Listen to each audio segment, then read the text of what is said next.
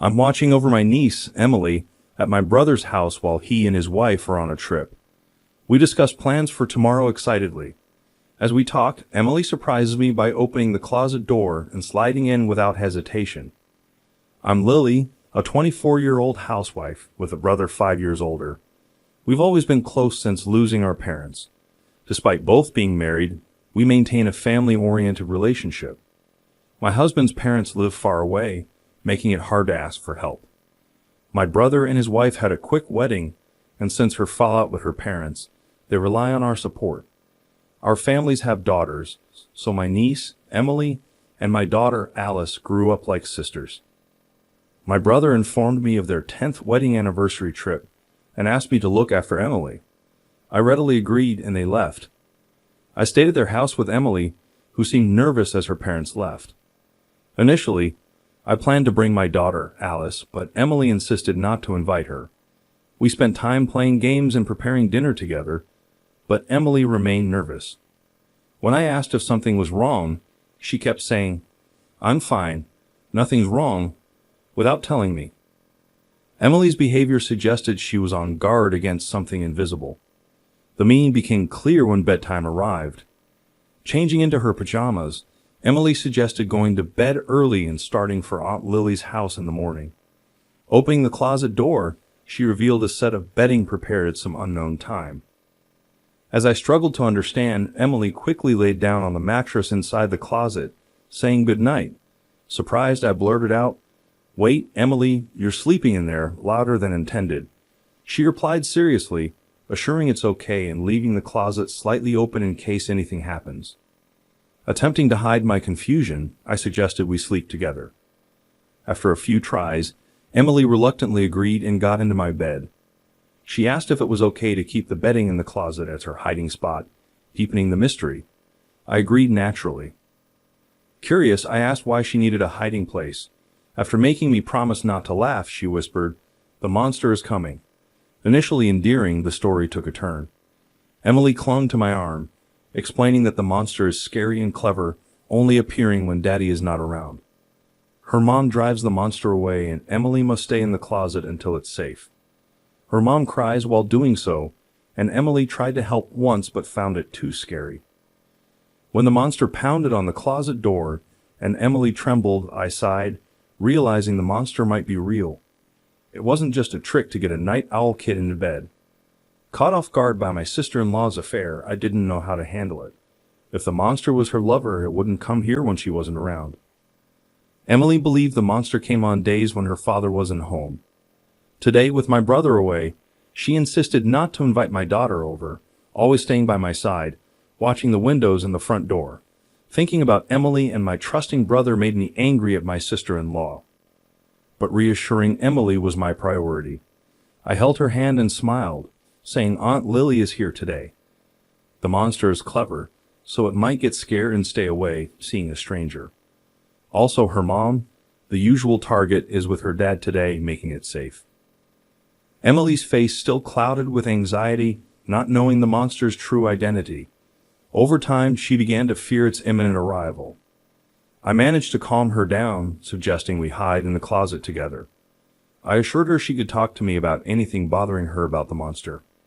Hoping to address each concern and make her feel sleepy, another fact from Emily surfaced. Unable to sit still, I rushed out of the house with Emily still in her pajamas. Quickly driving back home, I explained the situation to my husband, who then headed to my brother's house. Around 10 p.m. that day, my husband and his friends stayed over there. Receiving a call from my brother on vacation, he inquired about Emily's condition. After discussing Emily, he urged me to forget about my husband and daughter, get some rest, and ensure the doors were locked. Sternly told not to leave the house, I struggled to keep my voice steady. Looking at Emily, who was sound asleep with my daughter, I pledged to drive the monster away the next morning. When my husband returned, my body trembled with fear and anger as he shared what happened last night. Relieved that my decision from yesterday was right, I spent the day at home with Emily and my family, waiting for my brother and his wife to pick her up. Upon seeing us, my brother questioned why we left the house during the night, breaking our promise. His strong protest made me uncomfortable. Calmly, I asked how he knew we weren't home while he was on vacation. He revealed he had given Emily a smartphone with GPS. His evasive eyes and persistent insistence on the phone contradicted this claim. Suppressing the urge to confront him immediately, I continued the conversation quietly to avoid the kids hearing. Lastly, he mentioned that two unfamiliar men showed up at my place late last night, leaving me puzzled about their visit to the house. In the middle of the night, intruders came, and my brother's voice trembled when he expressed relief that Emily and I were safe.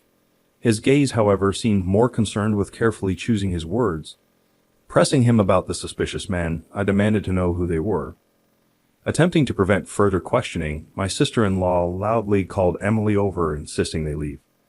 Emily timidly appeared, and her mother forcefully took her hand. Suddenly, my brother changed his demeanor, stating he wasn't forgiving me, but that they were leaving for the day. He started pushing Emily towards the door, despite her clear reluctance to leave. Protesting and trying to stop them, I was ignored. Emily, resisting her parents, reached out towards me. Quickly, I pulled her behind me, sheltering her. My sister-in-law raised her voice in surprise, letting go of Emily's hand. Ignoring us, my brother and his wife spat aggressive words and rushed over. Fueled by anger, my husband and I were determined not to let them take Emily.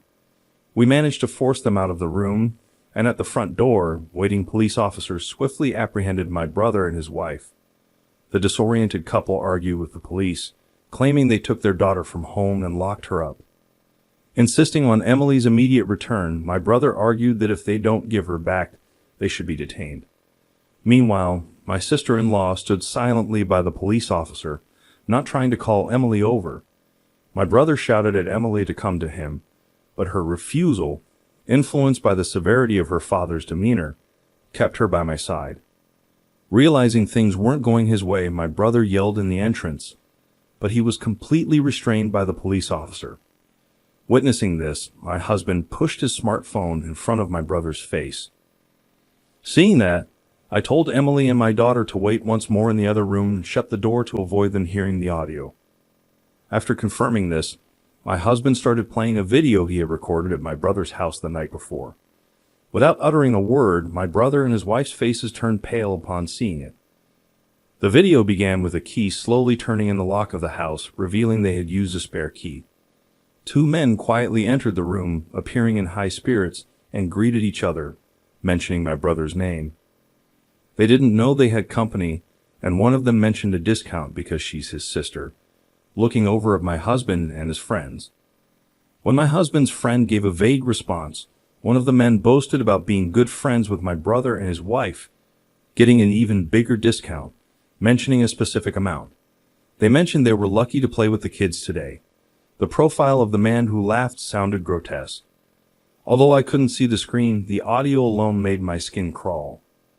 My husband's friend then bombarded the men with questions, asking if they often came to this house and if they always came as a pair. Sensing something was off, the men asked where Emily and I were.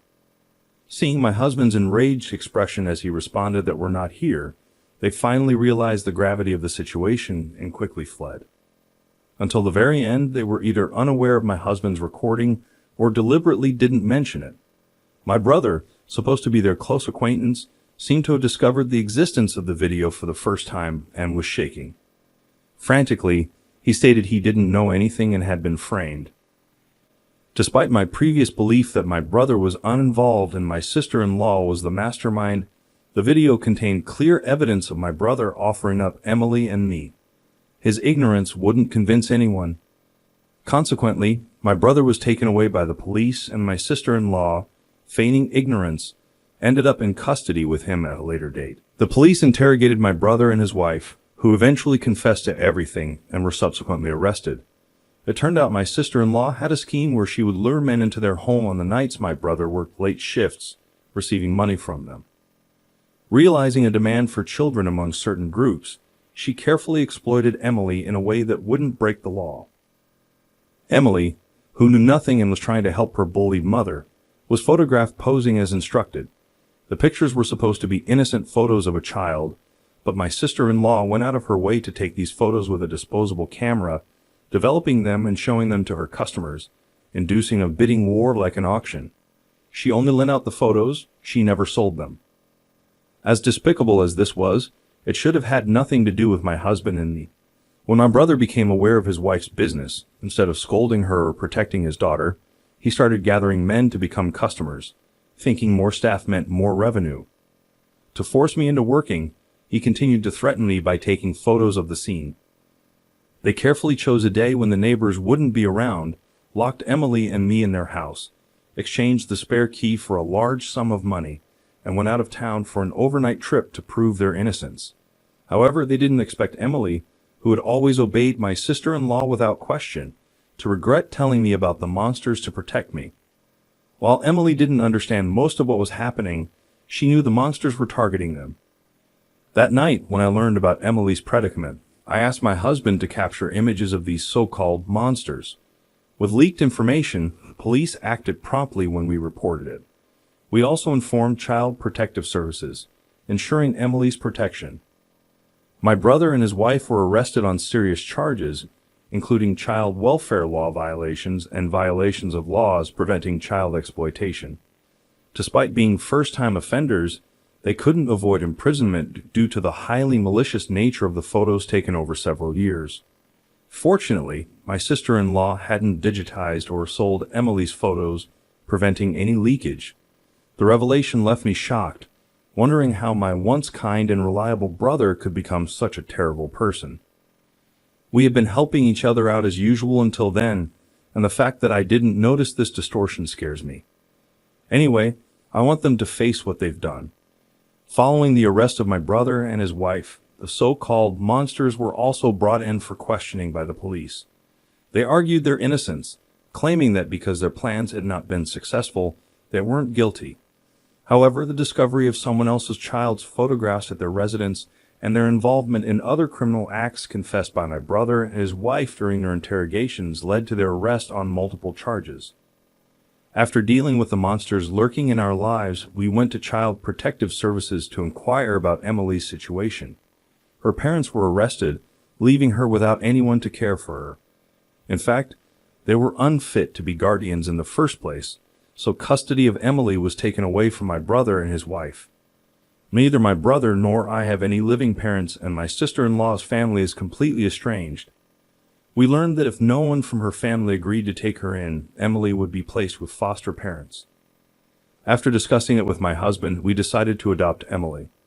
To me, Emily is not only someone I'm greatly indebted to, but also a girl I've grown to love as my own daughter. Leaving her was simply unbearable, and luckily my husband agreed. We saw this as an opportunity to move to my in-laws' town. Our daughter, who loves her grandparents and has always wanted an older sister, is overjoyed. She's eagerly looking forward to the weekends when she can see her grandparents more often, and now her wish of having Emily, whom she adores as her big sister, has come true. As for Emily, who finally got out of the clutches of her abusive parents, she's adapting incredibly well to her new environment, and as an older sister, she's beginning to lead a happy and peaceful life.